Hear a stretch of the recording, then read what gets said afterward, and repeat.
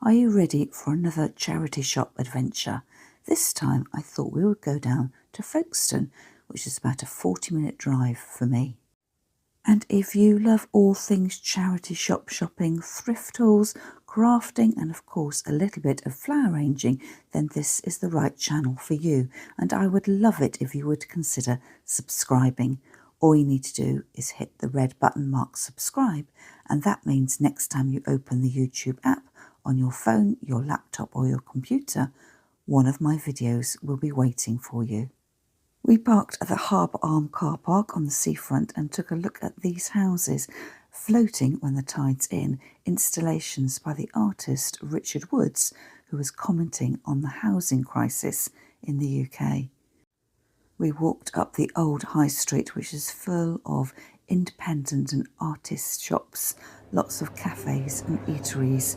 We got here probably at about 9:30 in the morning, so it was all very quiet. Our first stop was the Salvation Army, just at the top of the old high street.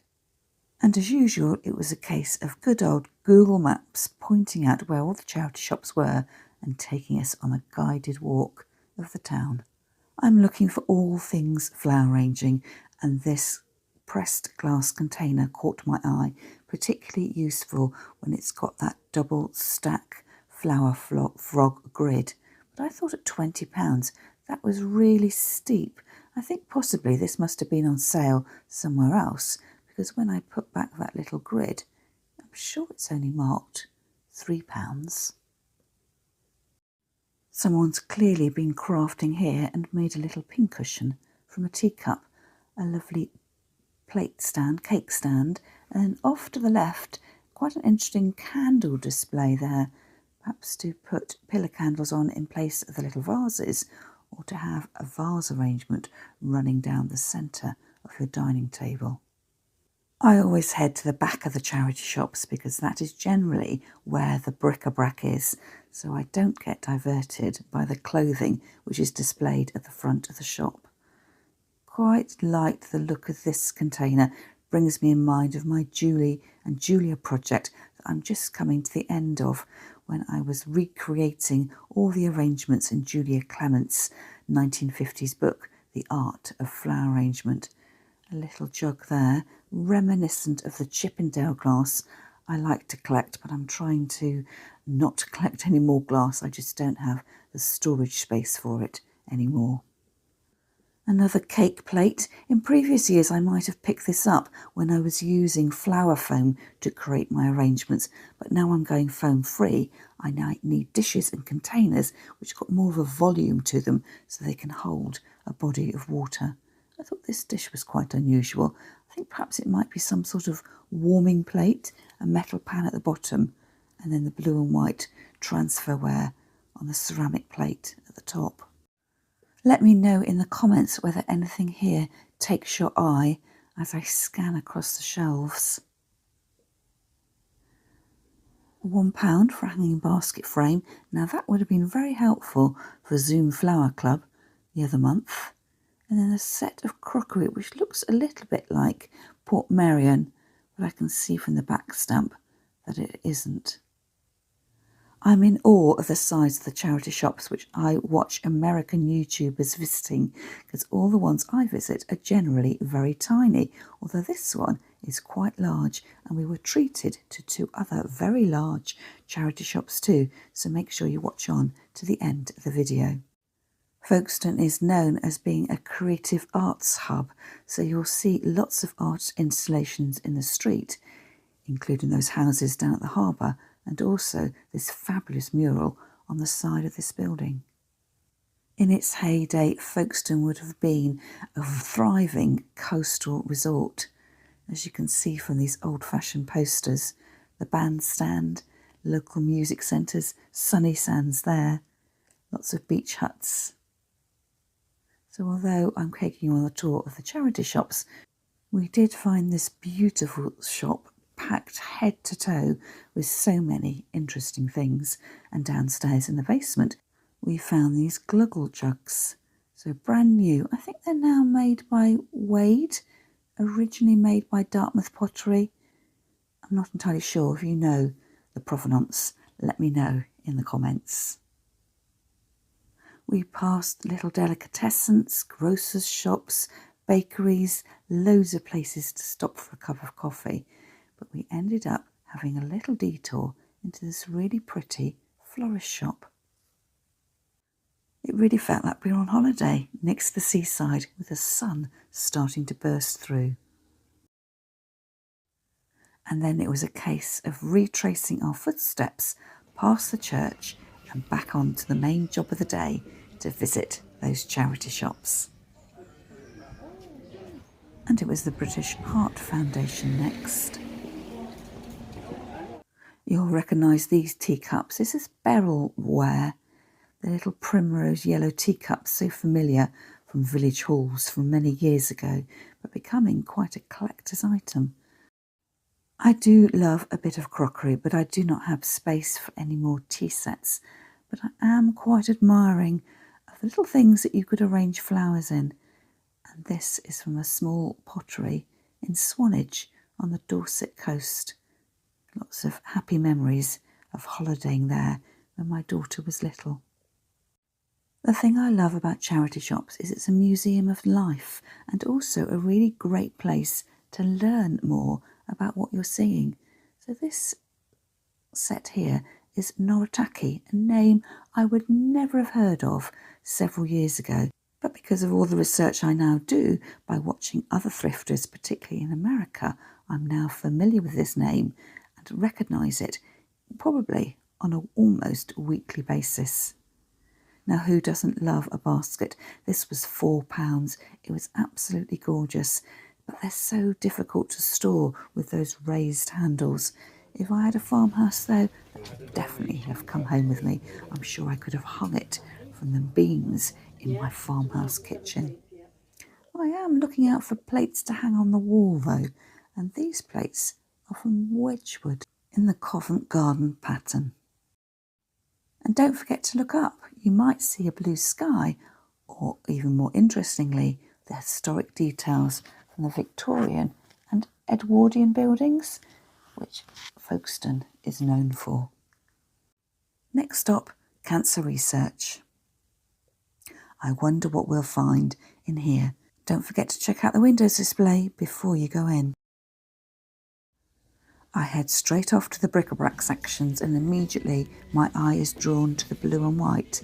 A rather interesting plate at the back there, a teapot off to one side, and then this blue dressing table set, presumably dating from the 1930s or 40s.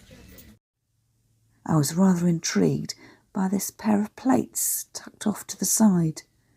Unusual square shape, decorated with, would that be koi carp? And the little strips of blue forming handles. More teacups over here. The pink saucers and the pink insert to the teacups with silver trim to the base and the handles and a little leaf motif.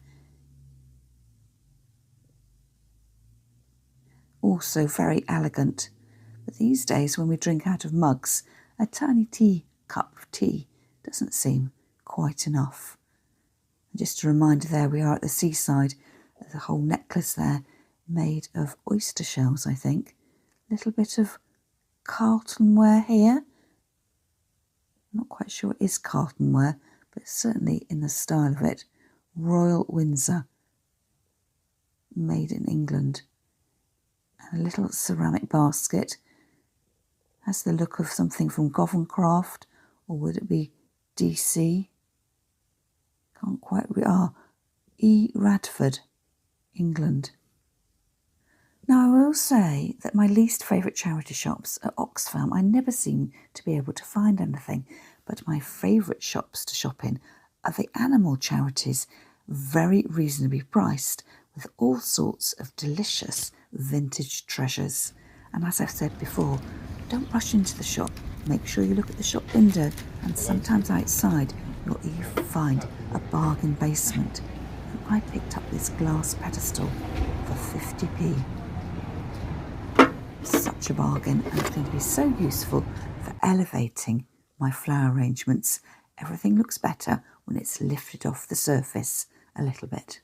We were treated to an old-fashioned array of bric-a-brac, glassware, ceramicware, and check out that elegant glass vase there.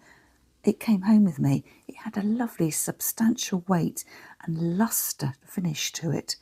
£2. And when I checked it out on Google Lens, if you could believe it, it was made by Sèvres in France and was being put on sale for over £200. After a lovely lunch in a local cafe, we went on to the main pedestrianised shopping centre, and since the large department store Debenhams moved out several years ago, everything looks slightly bedraggled, but there are two fantastic, very large charity shops practically opposite each other, Pilgrim's Hospice and Mind. Let's go and have a look inside them. This is Mind, the charity shop with the pink front, and I think only recently opened. Everything was sparkling clean and really well organised inside. I was particularly taken by this whole wall of glassware and enjoyed having a right old nose around to see what I could find. I think probably this boat-shaped container was originally a fruit bowl. And over here, this shallower dish, it looks to me as if that's Davidson glass in the blackberry pattern. Do you see the little knobbles around the edge? That would make another great fruit bowl and very reasonably priced at £2. And as well as looking up, don't forget to check out the bottom shelf of all the display cabinets. A really great rose bowl there, and if you follow Lady Mary Beth on YouTube, you'll know that she has loads of ideas for using rose bowls for cotton wool buds or emptying out packets of tissue to give an elevated look to your everyday. Another little ceramic flower basket here, and someone obviously has been scraping off the price to try and find out what the maker's mark is. I can't work it out either. This bowl here has got a look of Delftware to it. It's a modern piece, I think probably sold at a local supermarket, probably with some bulbs inside it. So I bought this for £2 and I thought it would make a great addition to my indoor planted garden. Some rather nice transferware plates here. When you're looking for plates though, do run your finger around the rim to make sure the glaze is complete and it hasn't been chipped off through use. As well as looking high and looking low, don't forget to move things and get to the back of the shelves too. I ended up buying this little container here, a raised dish, because every flower arrangement looks better elevated off your tabletop. It's got that domed flower frog with the 2 layers to it, so it really does anchor your stems in place. And I thought for £2 I probably wouldn't even polish this up. I would just embrace the tarnished look, although it does need the dust washing off the top. So let's have one last look round before we head off to the Pilgrim's Hospice. So a piece of Wedgwood, the Hathaway rose design, and then a rather charming little vase here, decorated with violets. About at £3, that would make a nice gift for your mum for her birthday or Mother's Day. Now let's head across the road. And spoiler alert, I'm a little bit jealous.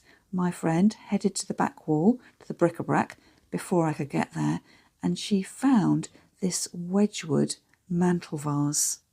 Isn't it absolutely beautiful? And I think that price label says £3. I cannot tell you how jealous I was. And you know what it's like when someone finds something special, your eyes are searching for the matching item, but of course it never happens. So I was just really pleased with my friend and thinking of all the beautiful things that I've bought in the past. So let's have a scan around these shelves and let me know whether anything catches your eye. Everything was beautifully colour coordinated here, and again I think this shop must have been very newly opened. And I've just said that things don't come in twos, but check out those 2 huge, what I assume are punch bowls. They were very imposing. There's a scan around the shelves. It's always taking a second look. You might look at the shelves going left to right and then look again from right to left. Start at the top and work your way down to the bottom, or from the bottom to the top. You'll always see something new every single time. It can be quite a long, hard day visiting the charity shops. You're on your feet, so make sure you take plenty of rest breaks and snacks and even a drink of water with you. So we visited one last charity shop. It was mainly specialised in furniture, but with the furniture shops, there's always a bit of bric-a-brac decorating the shelves and the tabletops. And then it was time to walk back to the car, and as I show you the end footage here, you'll see that the tide has come in, so the floating house designed by Richard Woods as part of the Folkestone 2017 triennial was actually floating. Well, that's all from me for now. I hope you enjoyed Folkestone, and I'll see you again next time.